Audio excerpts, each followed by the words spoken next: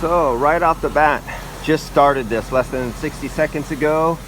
The outside temperature is 72 degrees and it jumped up to almost 300 psi. We're at 275 psi at 72 degrees. So what could be wrong? We're at idle, so the fixed speed oh wait a minute, I can't talk too fast. Is this a fixed speed compressor?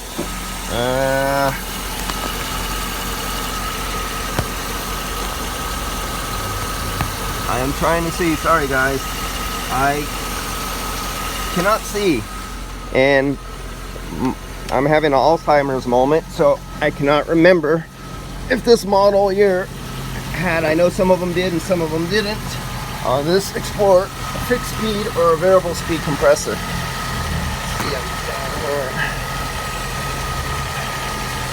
There's the compressor, there's this, there's the power.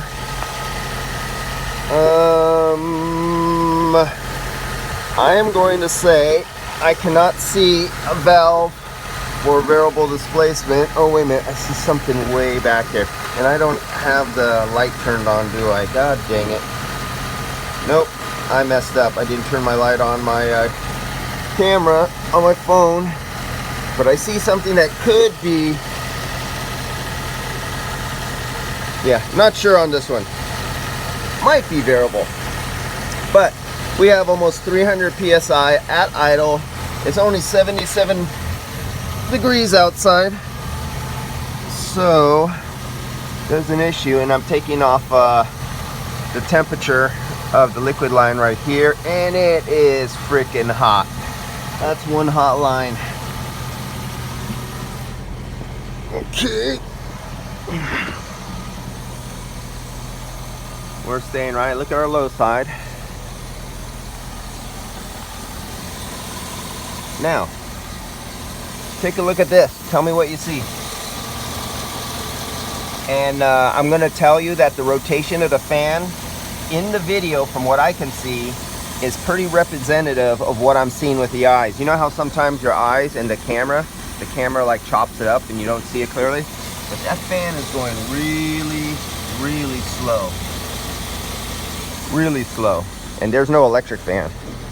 See, electrical fan, yeah, there's no auxiliary fan on this.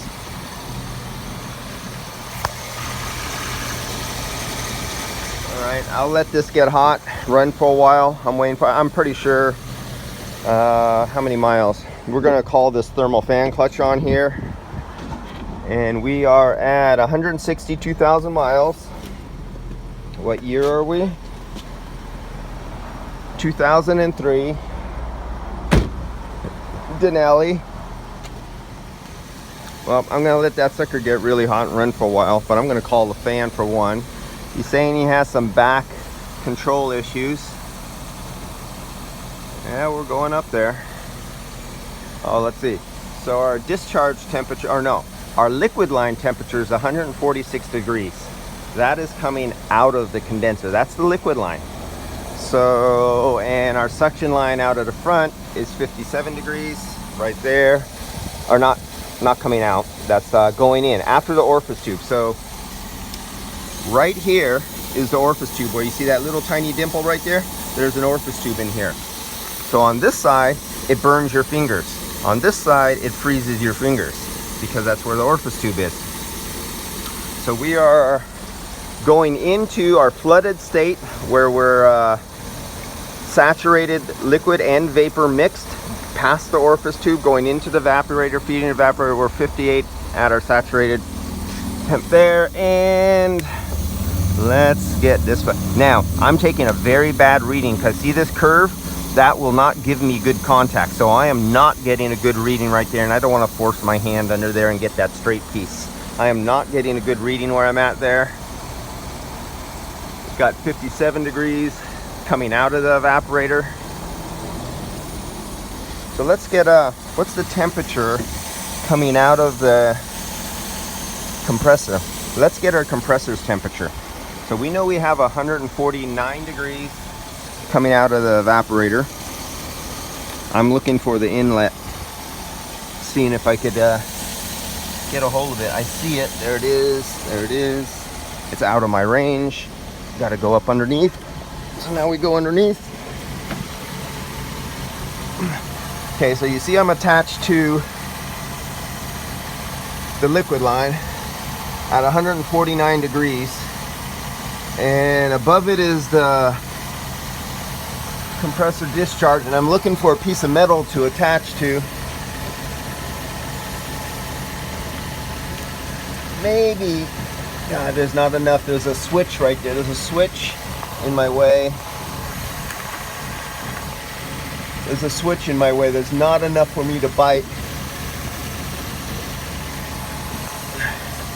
Yeah, this one's not going to let me take the temperature unless I break out my little needle, my little bird nose temperature clamp.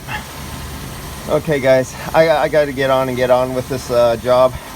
I can't show you too much on this one because I got to get up. I got a whole full day, and I'm packed into tomorrow and the next day.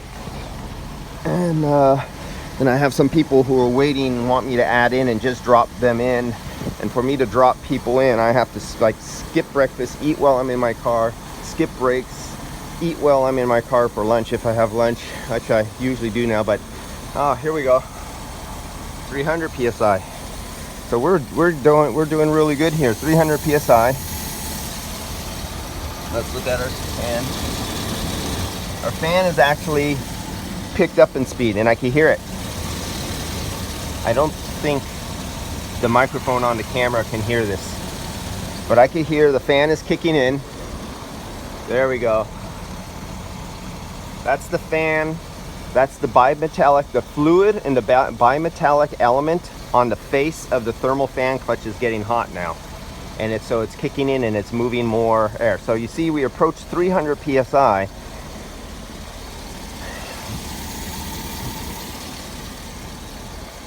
All right, and we are 50, 40, and you see our temperature is going down now on our suction line. There goes our temperature, there goes our pressure.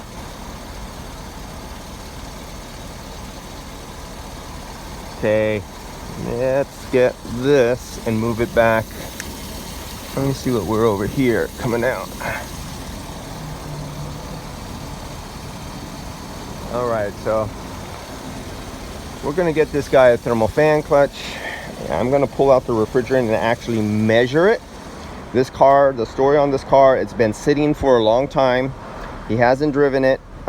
He gave his daughter his car, and now the owner is going to be driving this old beast.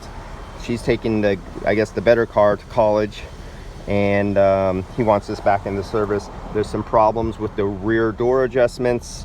Shop's going to take care of that. I'm going to take care of the charge part and do my recommendations on what else they need to do. All right, let's get on to the next video. Where are we at? So look at, we're down to 158. And our suction line temperature is down to 39 degrees. We're getting nice and cold, going into 38 degrees. Look at our liquid line, how much it came down. Remember, our liquid line was 150, and now we're down to 104. We're more reasonable. So as that thermal fan clutch gets warmer, the fluid and the bimetallic, for HVAC guys can understand this, we switched over from mercury. Remember the old mercury switches? You young guys probably don't remember. I grew up in mercury days. Used to love to break them and get the mercury out and play with it. Great stuff. And you put it in a spoon and heat it up, and it just disappears, and you're like, wow, this liquid metal is cool stuff, man. You heat it up and it just like disappears. Where does it go? Yeah, you just inhaled it, dummy. And coated your whole kitchen with it. So oh, the bimetallic switch. So there was a little bi-wire. It was two pieces of metal that are fused together, and as you heat it and cool it, it would twist in a clockwise or counterclockwise motion.